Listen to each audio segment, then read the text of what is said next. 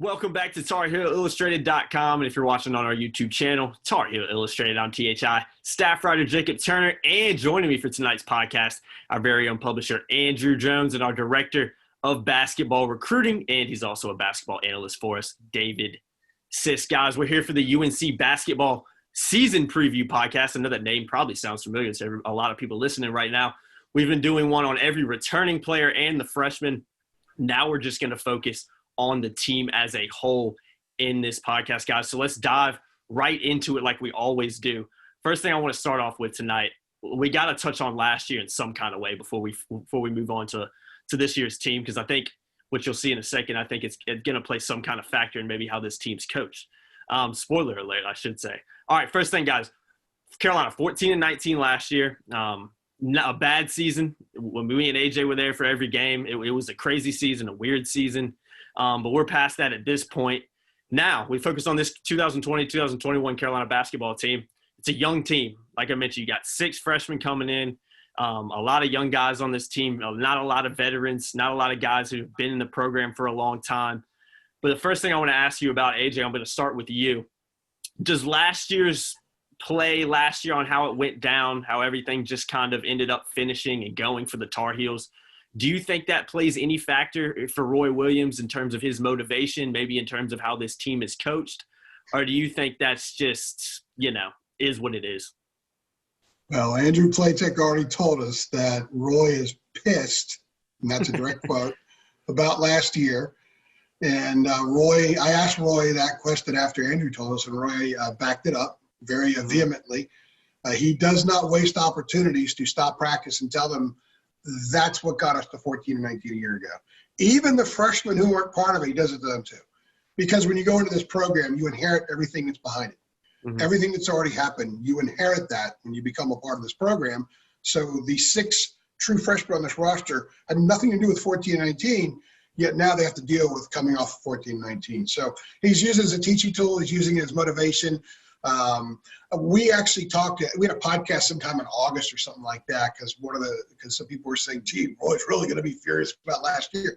He's going to coach even harder. Well, he can't coach any harder than he has in the past. He's an extremely passionate man who puts all of himself into what he does.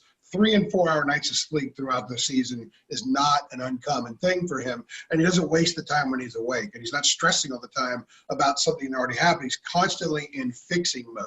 So he's not forgetting the past and using it to try to fix and shape now and the future.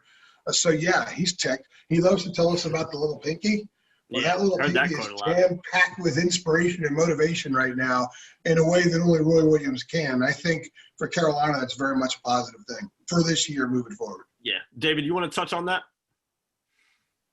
Recruits that I've spoken with talk about how passionate Roy is about his program.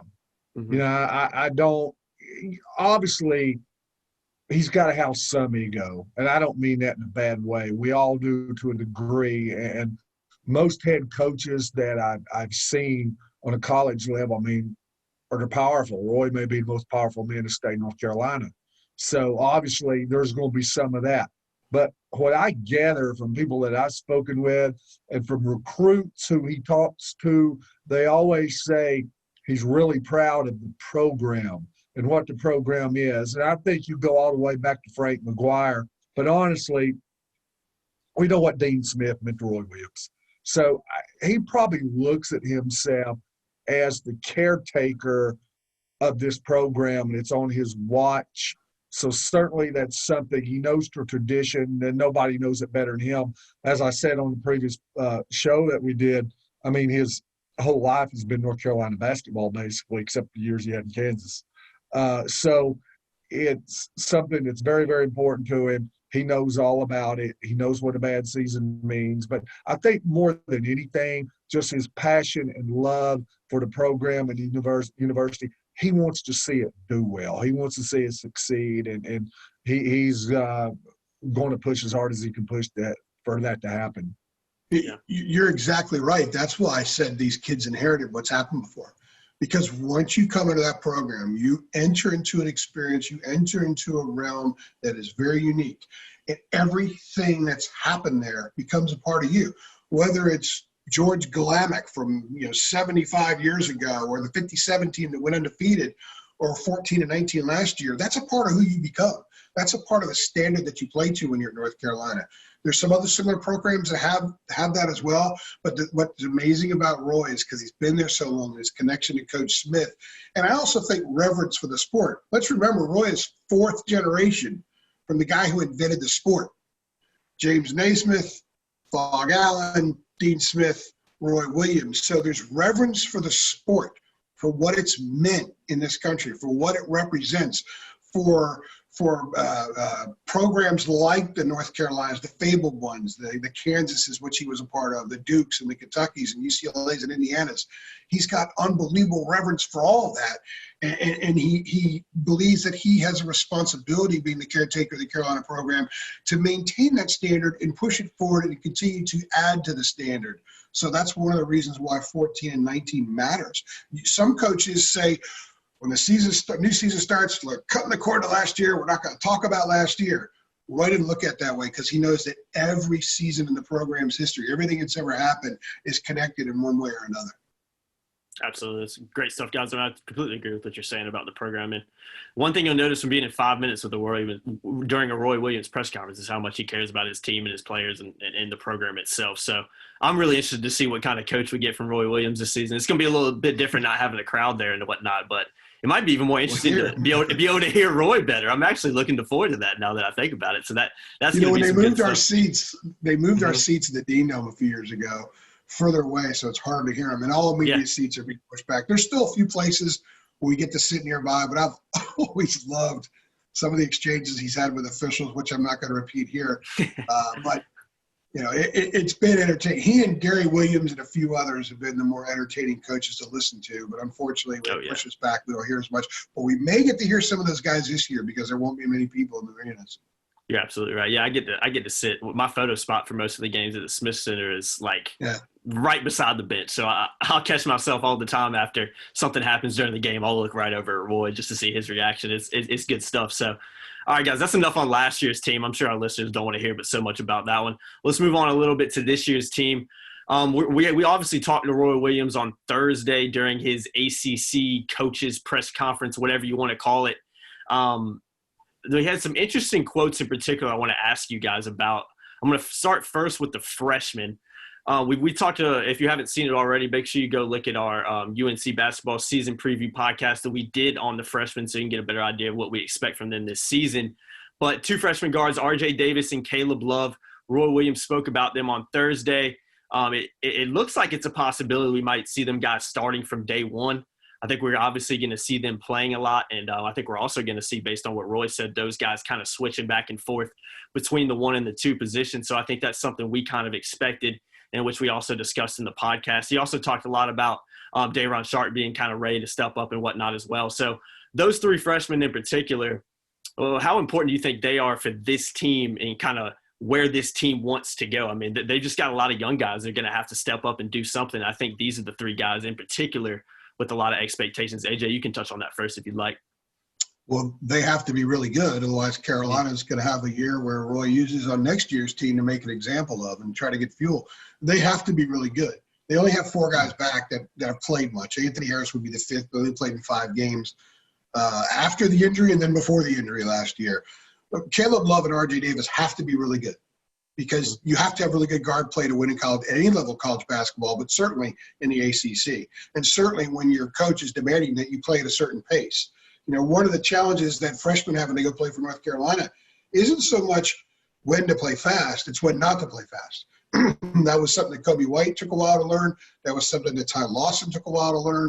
So Caleb Love and RJ Davis are going to have to go through the same thing. And the best way to go through is to play games. So however much they've grown in the last few months on campus in practice, they're going to grow that much more and then some in the next 5-6 weeks, because they're going to get it in games. They're going to play against all variety of defenders. There aren't that many patsies on the schedule this year because of the way COVID has shaped things. So they're mostly going to be playing teams with similar athletic ability on their rosters, lots of length, guys that are confident. So that I think that will be a big challenge, and that will determine, in my opinion, how the season goes. If those 2 struggle, Carolina will struggle. But I think one of them at least will be really good. And based on what Roy was telling us on Thursday, the impression I get from him is that he's confident that they're pretty good now, but he knows they can be really good. So he's never going to show them any satisfaction because he's got to push them to the really good status. If he does that, then I think a lot of other things could fall into place. And then the qualities that Daron Sharp and Walker Kessler bring to the court will be more highlighted, because if your guards are playing well and you got dudes cleaning up missed stuff around the lane and you got young bigs who are getting better defensively like they're going to, you'll actually be able to see it a lot more. It'll help the team move forward more. Got to have those guards playing well, though, right, David? Yeah. Yep.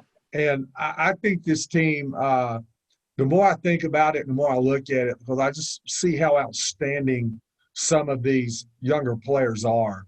And then you take a look at Baycott, who's back. You look at the inside. You got the ACC preseason player of the year. So I look in Garrison Brooks. So I look for. I think this team's got a high ceiling. I think higher than what a lot of people think, because it's loaded with players, and there's not as many who have already accomplished. But we talked about. I think Baycott had a really good freshman year. You compare his numbers with Garrison Brooks's as a freshman, and there's no comparison. And then obviously we talked about Brooks, but when you see these freshmen coming in and you've got a bunch of five-star type players, this is a talented group. Now, I think as the year goes, they're going to get better. You're not going to see it against Charleston right off the bat. You're not going to see it in Nashville. But as Andrew said, as it goes, I think about mid-February is when you really start looking for this thing to click. But I think that ceiling's high. I think Daron Sharp, if he's good, if he could make this team from fair or okay or good to really, really, really good, because you've already got strong play inside, and you see what he can do. But it's on the guards to me. Daron Sharp does not have to be as good this year as Caleb Love and R.J. Davis have to be. Yeah. Because they come in and show the responsibility. You can't have a good team without a point guard. Mm-hmm. And so somebody has to produce there. And Caleb's really, from high school, kind of playing outside his comfort zone. R.J. Davis was more the point guard. And I'm going to admit, when you guys said from all the people you've talked to watching practice that Caleb Love was showing the best play at that spot, I'm not going to lie, I was surprised. So it's going to be interesting to see that. But the talent's there, but they've got a huge weight on their shoulders to produce, because what happens is going to revolve around those two in the backcourt, in my opinion.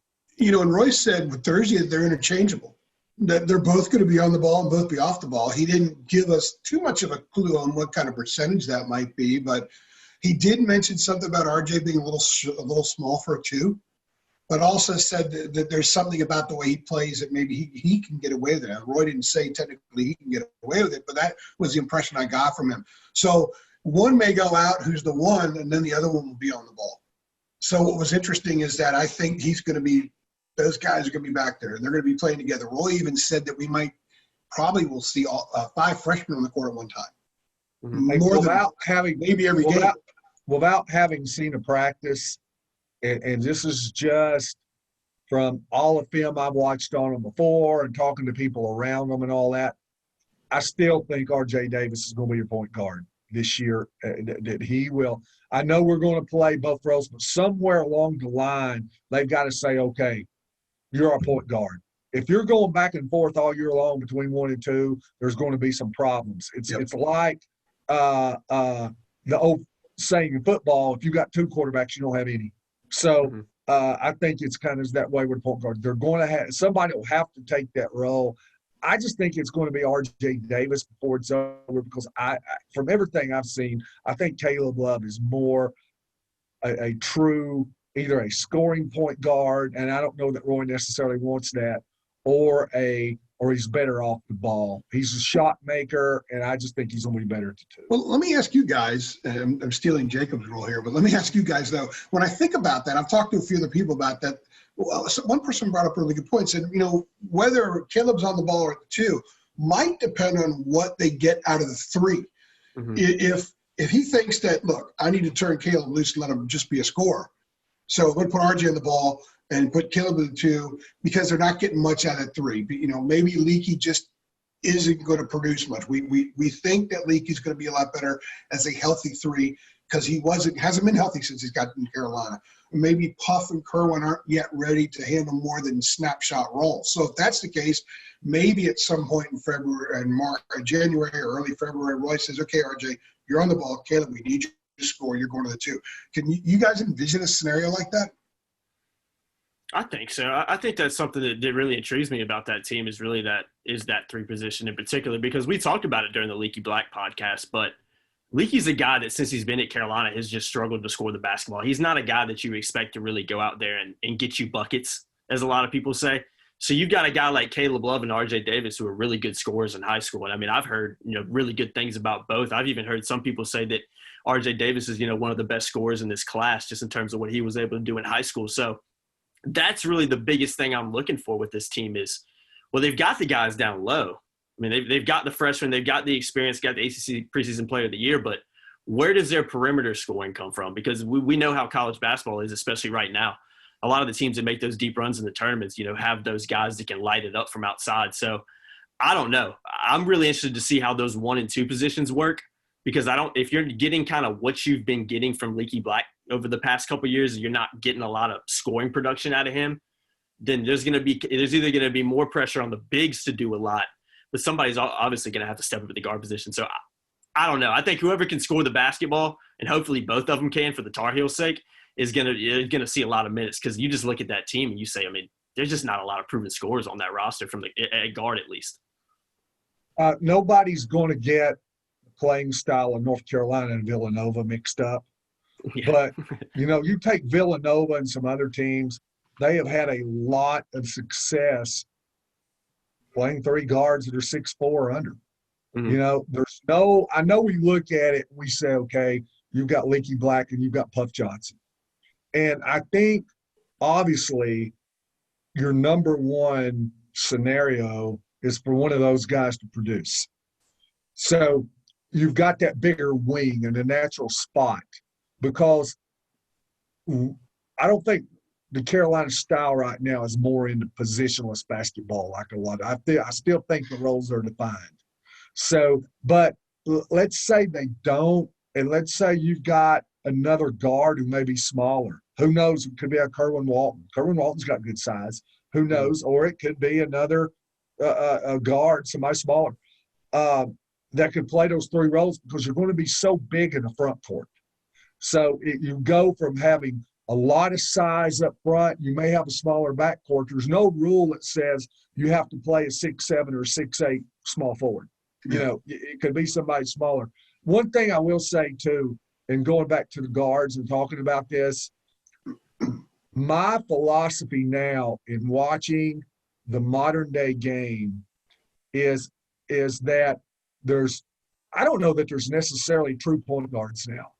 And to me, the way offenses are set up now, guys come down and you make that first pass and everything else is positionless. So it's basically if you can dribble the ball down the floor and make one pass.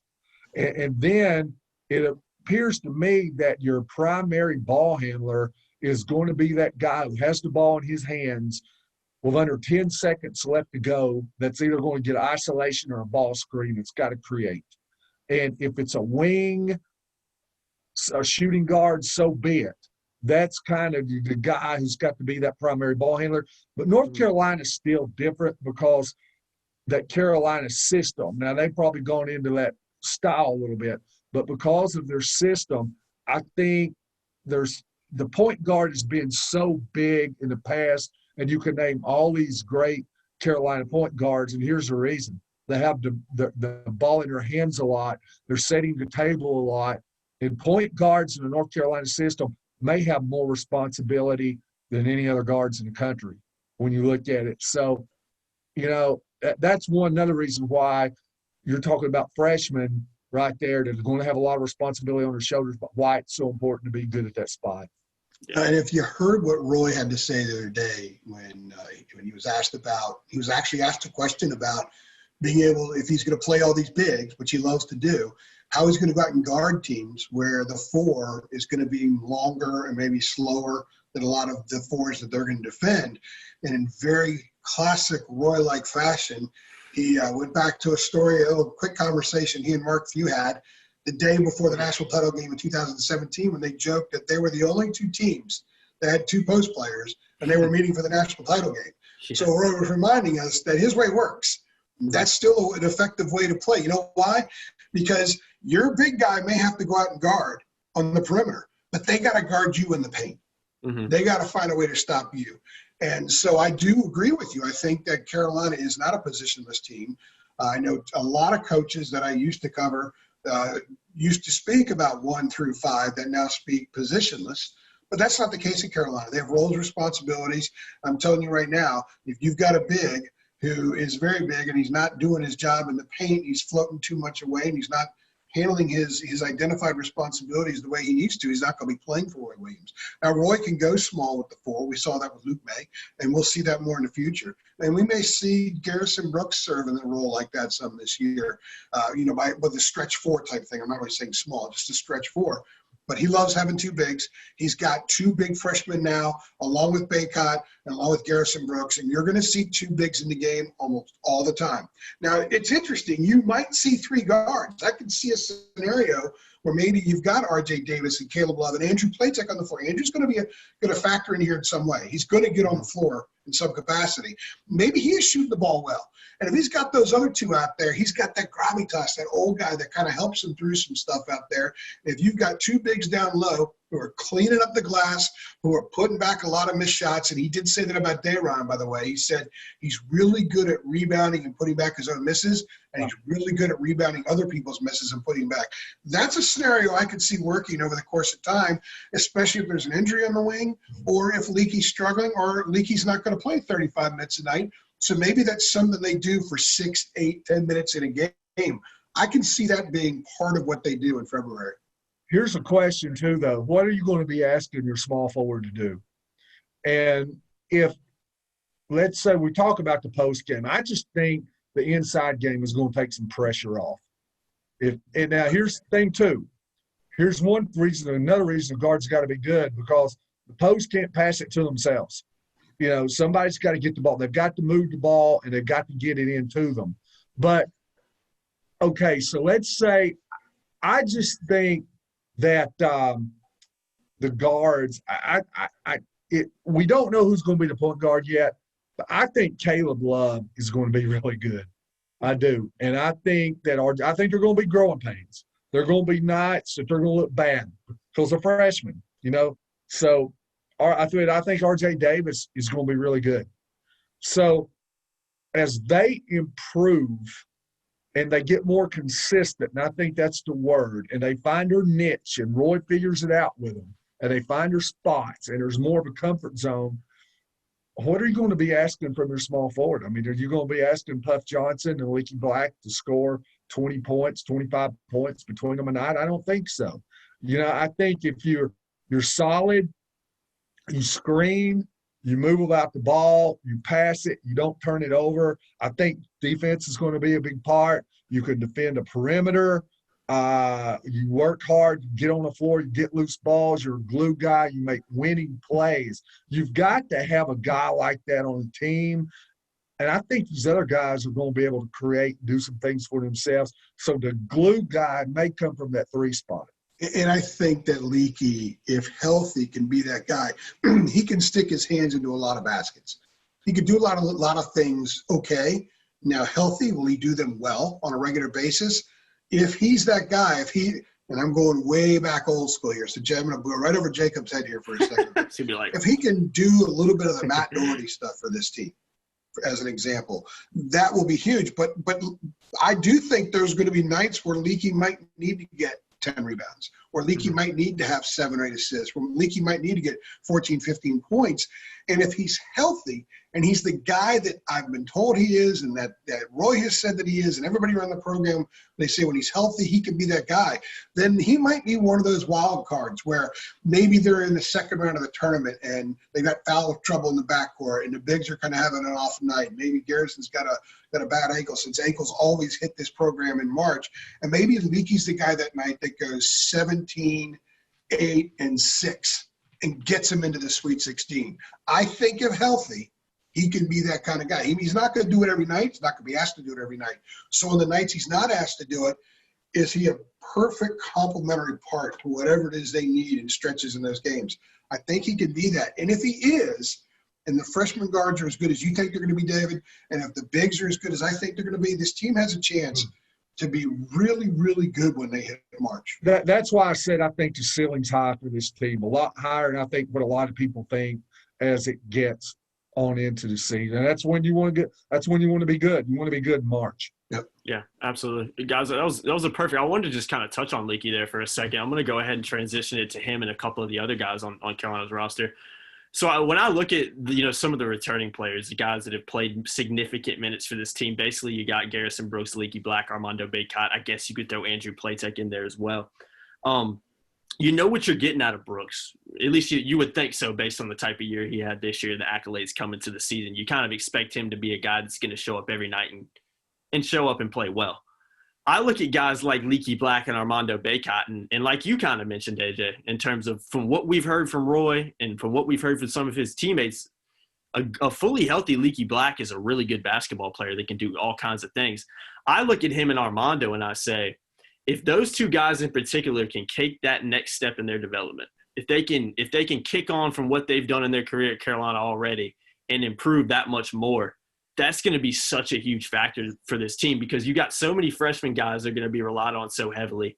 You've only really got a guy like Garrison Brooks who has come and has proven to be a reliable, consistent scorer in the ACC and at an elite level in college basketball. Not only with scoring, but if you can get those two guys in Leaky and Armando to just step up, like I mentioned, and take their game to that next level, I think that makes this team so much better and kind of takes some of that pressure off maybe the freshman guys that, if these guys don't take their next step, are going to be relied on that much more. AJ, would you agree with that as well? Oh, yeah. Yeah. Mm-hmm. Armando went 23-12 against Oregon. He went around 15-12 against – went around 15-12 against UCLA. He went 13-12 in Cameron Indoor Stadium. Mm-hmm. And that was coming off a stretch where he wasn't playing well. So he righted the ship in Cameron. Pretty impressive. Yeah. So – I think that it's a matter of consistency. When we did our Armando podcast, we talked a lot about consistency. I wrote a piece about Armando. It's about consistency. It's about he calls it being smarter. So more mature, more disciplined. And with all that, you become more consistent. So if he's consistent, whether he's a starter, whether he's coming off the bench, he's going to have nights where he plays 28, 30 minutes. Maybe he plays 18 minutes. A lot of it's going to be situational. A lot it's going to be how guys play. Roy's going to be feeling this thing out for quite some time. But I agree with you. I think Armando should be better. I think he will be better. And it wouldn't surprise me if he starts and maybe the young kids come off the bench.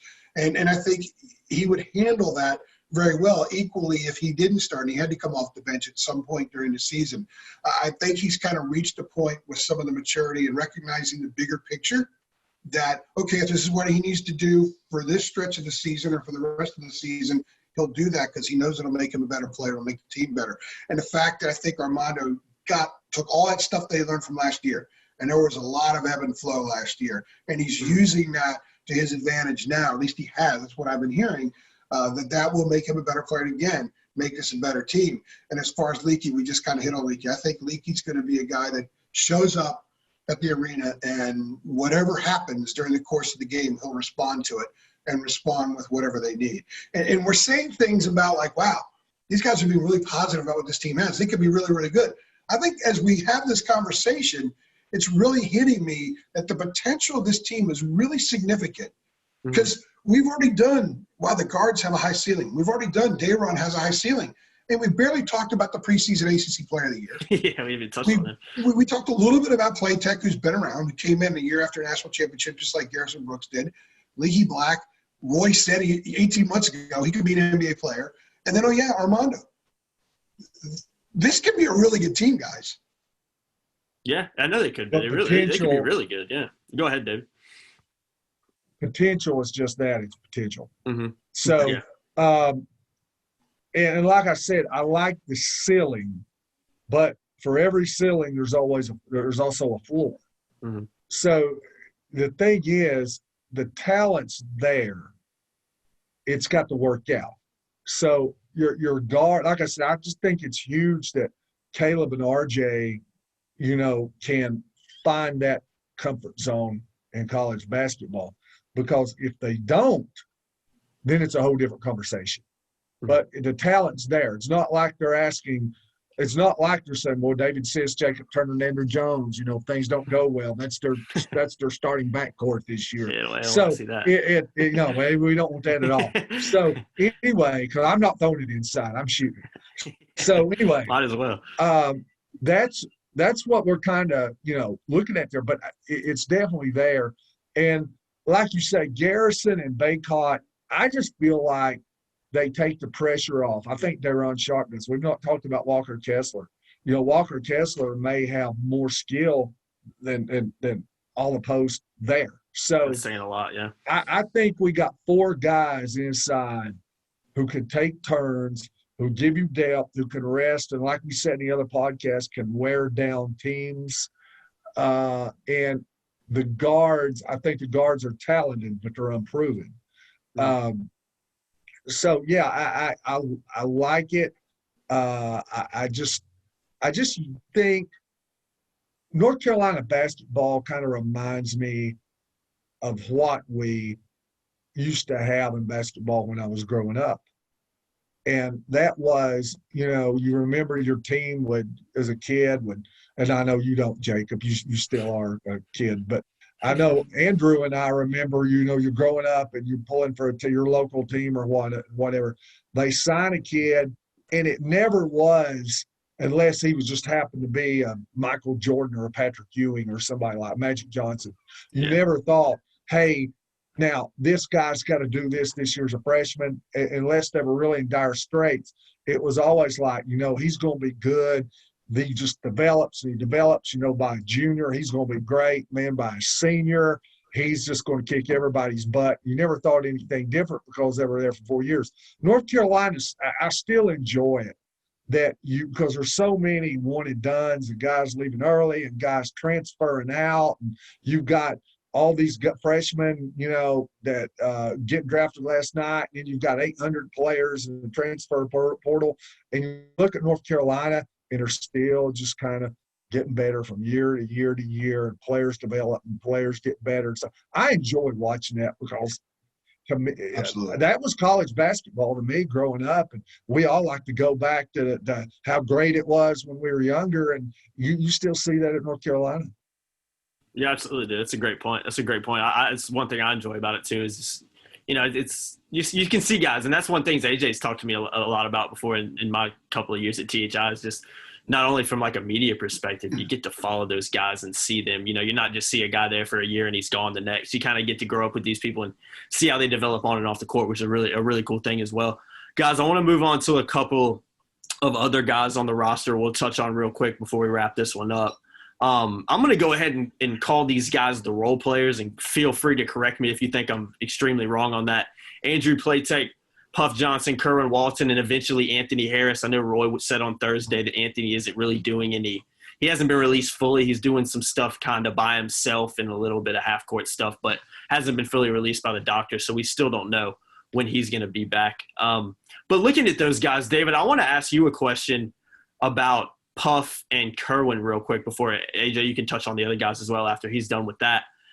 In your opinion, do you think those are 2 guys that can come in and contribute their freshman year? Because I think there's a lot of Carolina fans out there that kind of think of those 4 core guys in Caleb Love, RJ Davis, Day'Ron Sharper, and Walker Kessler, and it seems like Puff and Kerwin kind of get left behind as more guys that are there to develop after a few years, and then you see the best out of them, maybe like a Kenny Williams, for instance. Do you think those guys are capable of coming in and contributing some good stuff during their freshman campaigns? The one advantage that they've got, and you can go back to Playtech and in there with them, we're all basically talking about guys who've got a chance to add depth. And the backcourt needs depth. You don't need Caleb Love out there for 40 minutes. You don't need R.J. Davis out there for 40 minutes. Roy don't want you know, Andrew talked about it seems like ankle injuries and things like that hit March. That's one reason, and I'm not saying that's North Carolina, but I'm going to tell you what, guys get wore down during the season. They log a lot of minutes. They start getting nagging injuries, getting hurt at the end of the year. You don't need that. And you know, obviously, I think you would want a deeper team. You know, you at least I would think, you know, going 1 through 3, you know, it's great to be 2 deep at every spot. And they're definitely going to be 4 deep on the post. But I think you would definitely want to be 5 deep from 1 through 3. So, you know, you could be looking at a 9-man rotation here, I think, easily. So those guys can shoot. We had this discussion about Playtech, you know, the other night. Andrew said, okay, if he doesn't make shots, he could see his role kind of diminishing and his minutes diminishing, and guys looking at him in the locker room as a leader maybe kind of diminishing. Kerwin and Puff are renowned shooters. They come in with that reputation. So it's kind of the same way that you're looking at role guys who can make shots, okay? But there's a lot into it. Like we said, you've got to adjust to the college game. You've got to be able to defend, keep those guys in front of you. You can't be a turnover machine. You've got to play over into the system. As a young player, and I know this from having coached, Roy may be more comfortable playing the guy that doesn't have the stats because he can trust them. Okay, yeah, other guy may make more shots. He may go on a 10, 12-point roll. The crowd may really get behind him, but can I trust him to play help side defense? Can I trust him to make the extra play on? Can I trust him to know the plays, to be able to read the offense, to make the right read, the right cuts? Can I trust him not to turn the ball over? So there's a lot that goes into that. I remember years ago a guy that I like very much. He's an ex-North Carolina guy, Eddie Fogler. And when Eddie was at Vanderbilt, and we got to see a lot of that program, we had a lot of guys in our AAU program that played for him. And I remember him saying one time his favorite part of coaching, bar none, was the first day of practice when all these freshmen could get in there and think that they knew basketball. And by the end of the first practice, their tail was between their legs getting out of there, you know, because they had absolutely had all the sap taken out of them because they found out they didn't know anything. He loved it, that he could break them down and then build them back up the way he wanted. So you probably had some of that going on this year, but I think all these freshmen will probably figure it out already. Hey, I didn't know near as much as what I think I did. I think part of that is why Kobe White spent some time at practice in October, and why Tyler Hansbrough and Tyler Zeller spent time at practice working out with the team for a while here in November. And they were part of that process. It's a little harder to do it when you got to build them up real quickly, when you got to rely so heavily on them. I think you're right about Roy playing the guys he trusts, and I think that's something that could work in Andrew Playtech's Every coach does. Every coach does. I promise. Absolutely. And if they're getting a lot of production from the post, and if the point guards are playing pretty well, he might be able to afford to say, look, I need a guy a little older on the perimeter. I can deal with Andrew being out there because he does rotate defensively very well, because he does know where the ball's supposed to be all the time. And he's a guy that when they huddle at the free throw line on a dead ball situation, he's saying the right thing to the guys. He's just always knows what to do, and a little bit of an extension of Roy out there. As far as the freshmen go, they're going to get an opportunity. Freshmen play early. Now, it might be a little different this year because they're not going to have a bunch of games against Monmouth for a while. But Roy will play the young kids early because he's got to know what they can do, but also he might need them later on in the year. So get them out there, get them experience, get stuff on film, let them get used to the speed of the game, the length of the game, and also see what they can do. So I think we'll see Puff and Kerwin play some. Certainly Puff and perhaps Kerwin play some early on. I just don't know if it's going to be for the number of games that we normally would see in November and December. And then Roy slowly starts shortening the bench and trimming his rotation. But they will get an opportunity, and the bottom line is results matter. This is a results-based business. If they play really well, they're going to continue to get minutes. So we will see a little bit about what all those guys can do. It just depends on if there are enough of them that can cram into an 8 or a 9-man rotation by the time February rolls around. Yeah, I'm all about. I love a tough schedule. I love toughening the players up. Now, sometimes it's hard to do with freshmen. I feel like freshmen at times they need kind of the boot camp deal to play a lot of mid-majors early on and stuff and learn from their mistakes and then are ready. But like you say, nobody really has the luxury for that this year. It's not – I know we're results-oriented business. I think it's more results toward that back end as far as a team goes, talking wins and losses. It's not the end of the world. Now, I know fans won't want to hear this, but it's not the end of the world if they lose to Texas or they lose to Iowa or somebody like that and they go into SEC. I'm telling you, man, they've got a meat grinder non-conference schedule. Yeah. And if they're 4, you don't want to be worse than 4-3. I think 4-3, they can kind of live with it, but it's the low end. 5-2 is kind of more what I see. But if you lose to Iowa and Texas, let's say early on, it's not. Don't go jump off a bridge. But you get better. As it goes. So the School of Hard Knocks may be the greatest educator here for some of these guys. Well, 4-3 and how you are 4-3 against an Yeah, that plays really a big factor. That Ohio State game up in Cleveland's not going to be easy either. I mean, Ohio State went into Dean Dome last year and beat them by a larger margin than anyone's ever beat. Now, granted, last year's team was different, and that there were a few wheels coming off the team moments last year, and that was one of them that night. I agree with you. I think 4-3, 5-2 getting into ACC play. I don't think the ACC is as deep as it typically is. I think you get about halfway through. There's a lot of winnable games. I think the schedule works in their favor.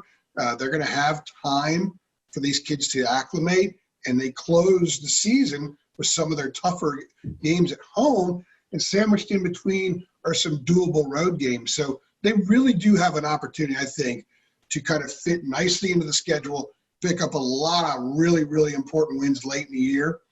And if they do that, I think even if they go into the ACC play at 4-3, still a team that could get a number 2 type seed. I think that is certainly the kind of thing Carolina fans can look for. I'm not predicting a number 2 seed, but I think that the composition on this roster, the kind of schedule they're going to play, what their power rating stuff's going to be, and the way that they will improve, the way I envision them improving, I do think that's a pretty 2-3 is a pretty good range for people to sort of view this team and judge this team as it develops.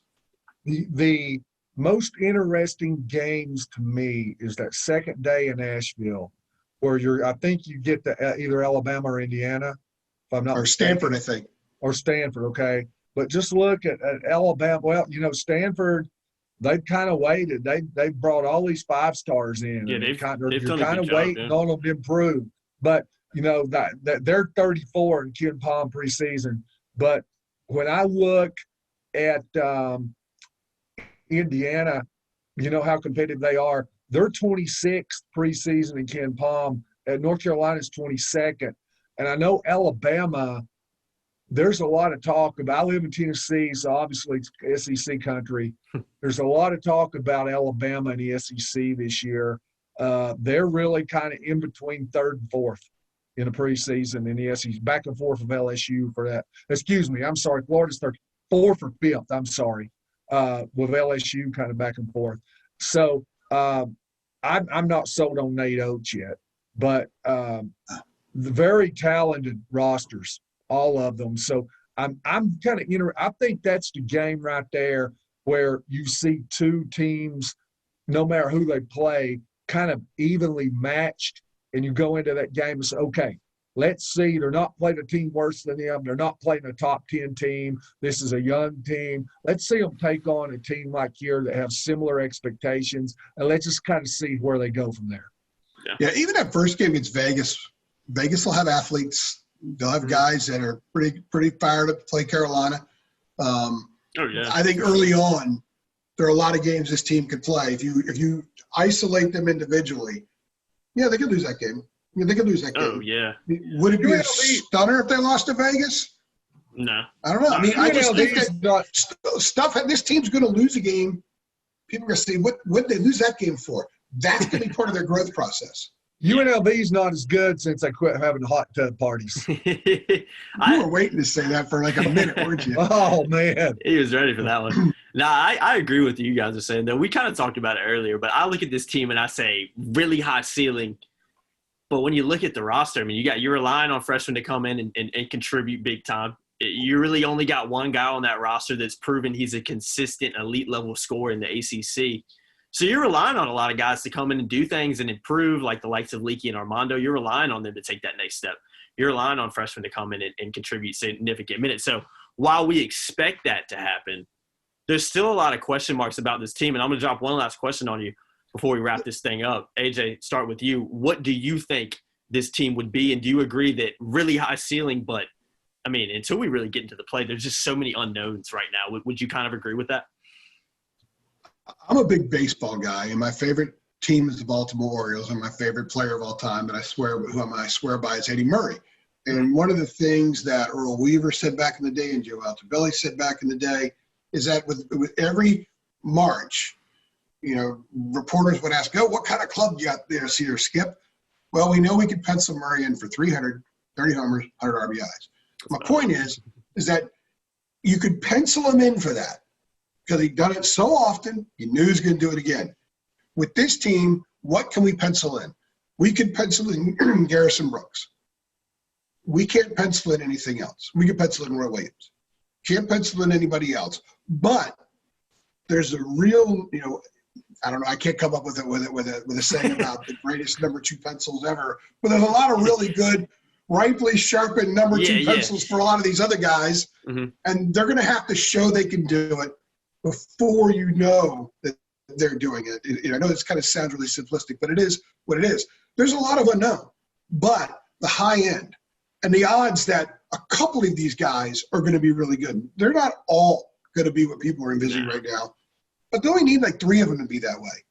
It really to end up being the kind of team we think they could be by the time March rolls around. It just depends on which 3 and when do they get to that point. You know, if it's not until February, then there's going to be a lot of losses that get piled up. If it's in December, then they're going to pick up a lot of wins. So I think to me, that's the question. We know one guy's done it. He's going to do it this year. I think Bacon will be pretty good. I think Leaky will be better. I think Playtech will slide into whatever he's asked to do, whether it's 8 minutes a game or 15 minutes a game. I think Caleb Love is going to be really good. I think R.J. Davis is going to be good. I think Daron Sharp's going to be good. I think Walker Kessler might be good. That's a lot of good. And if you have 1 or 2 really good with a lot of good, they're an excellent basketball team. Yeah. So I think that's what the potential is. But there's not a whole lot you could pencil in. You know, we've had previous teams, like the 17 team, return most of the guys that lost at the buzzer in Houston in the title game. So you kind of knew what they were. So a lot of it was sort of, can they get a little bit better in this area? Can this guy do a little bit more of that by the time they get to March? And some teams wait until March. This club's not going to be waiting in March. Roy's not going to think about March with this club. It's going to be today, tomorrow, the next day is going to be what their focus is when those days come.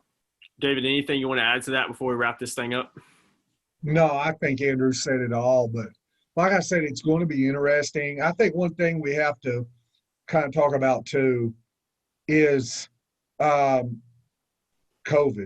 and its impact on the season of what could happen this winter.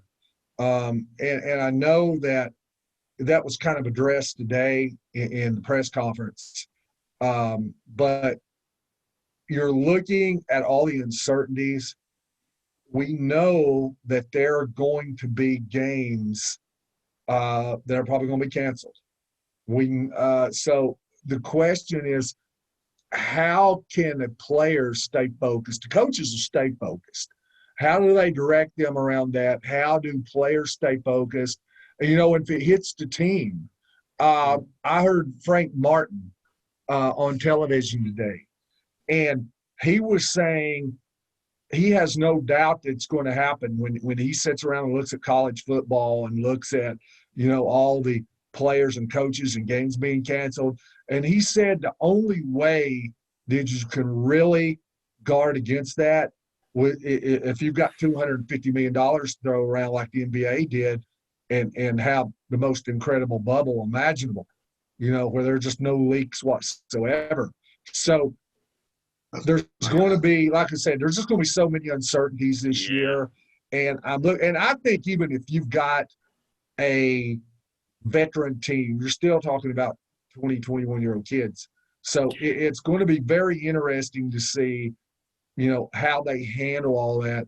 Who knows? They go to Duke, play Duke. Who knows? Duke may have the whole lineup quarantined. They may be starting walk-ons.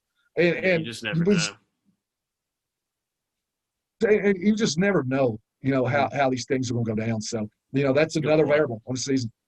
Yeah, I agree. I completely agree.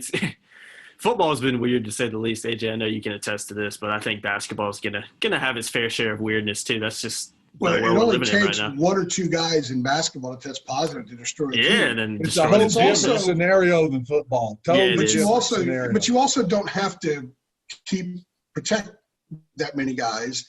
And if there is a scenario where some games are missed, it's a little easier to schedule and organize and facilitate a basketball game to be made up at any time, since a lot of places aren't going to have fans of that many. If Carolina, Notre Dame is pushed back a couple of days, who's to say they just can't have Notre Dame show, wait for a couple of days, clear everything up, and then you play a game. Yeah. I think that if we think football's been bizarre may hit during basketball just because of how they end up doing some of this stuff. If Notre Dame's going to stretch, for example, or Syracuse or whoever, and they know they're going to play at State, let's say maybe at Clemson and at Carolina in a 10-day period or a 2-week period, maybe they just come down and stay. Yeah. And they stay insulated and they go bust to those games and come back and stay. And then they just move the schedule around and then they play a stretch at home. I wouldn't be surprised if teams do that, especially here in the Triangle when all three teams are 25, 10 minutes apart and then 25 minutes apart from NC State. The Lake's an hour and a half down the road. That might be something that we see, but we're just speculating right now. Who knows? Maybe the vaccines are great. Maybe they're working. Maybe they're plentiful. And by February, the arenas are full and we're in our normal press seats. Wouldn't that be nice? I'm fingers crossed for that. Huh? Fingers crossed. That's the only variable I'm not buying. I think everything else is on the table but that. Yeah, I agree. That's not the latter part. I'm only joking about that. I know. I just kind of worry about the winter. I know people don't want to watch this to hear about COVID. They get enough of it. But we are talking about how it relates to the season. Exactly. I coach high school here in Tennessee, and I teach. And I've had it. Yeah, you know all about it. and I know right now we've gone back to virtual learning here to school. Students are not coming. And you just kind of worry about the winter as it comes and will it spike again? And we hope not. We hope not, but you worry about those things. Absolutely, guys. I want normal back. I'd love to. That Syracuse game in the ACC tournament feels like a long time ago, AJ. I'll just put it that way. But that's going to do it for the weirdest.